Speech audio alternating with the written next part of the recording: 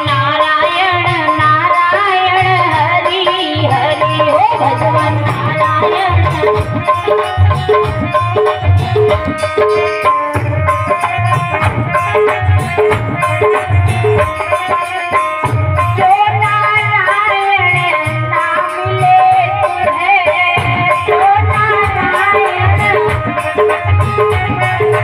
सभी हमारे भक्त, क्योंकि बाबा नारद के बीड़ा से यही आवाज आती थी जिस समय बाबा नारद जब चलते थे।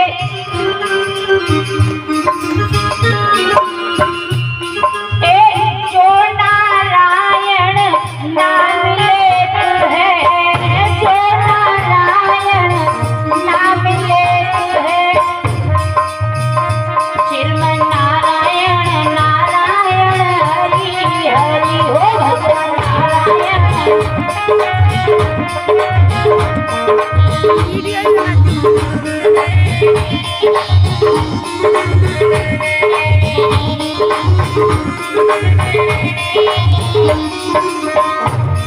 बोल गोविंद भगवान की।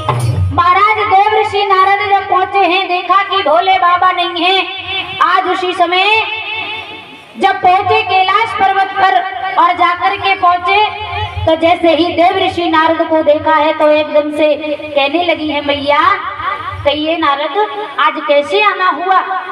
तो जवाब दिया है, आना क्या हुआ, पहले हमें ये बताओ कि भोलेनाथ कहाँ पर है। आज मैया बोली है तुम्हें मालूम नहीं? अरे भोले बाबा कहाँ होंगे? अपने भूत प्रेतों के पास में होंगे, कहीं बैठ करके भांग पी रहे होंगे, क्योंकि उनका काम ये है। और इसमें पूछने की बात क्या है? महाराज आज उसी समय इधर जब देखा है तो देव ऋषि नारद कहते हैं, मैया एक बात पूछे आपसे। जवाब दिया है, बताओ हमें ये बताओ कि भोले बाबा आपसे कितना प्रेम करते हैं। एकदम से मैया बोली है, नारद पागल हो गए हो? अरे ये भी बात कोई पूछने की है? अरे भोलेनाथ हमारे पति हैं, और क्यों हमारे पति होकर के हमसे प्रेम नहीं करेंगे? देव ऋषि नारद बोले नहीं, क्योंकि हमें नहीं लगता कि भोले बाबा आपसे प्रेम करते हैं। मैया ने जवाब दिया है, नारद अरे आप ऐसी बातें क्यों कर रहे हो? देव ऋषि नारद बोले, एक बात बताओ मैया, आपको मालूम है भोले बाबा आपको हर बात बताते हैं? मैया बोली, बिल्कुल सारी बात बताते हैं। देव ऋषि नारद कहते हैं, नहीं आप झूठ बोल रही हो। मैया बोली, देखो हमारा दिमाग तो खराब करो मत, बात क्या है पहले हमें सीधी सीधी बात बताओ।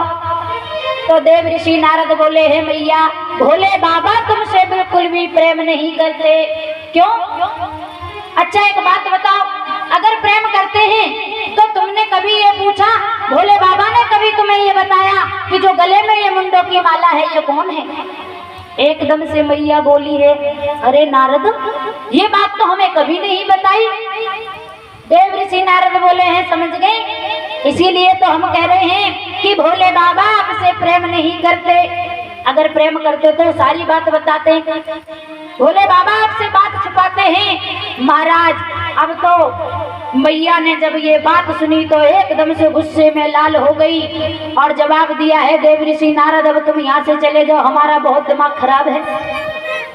बाबा नारद तो आगे लगा करके वहां से चले गए।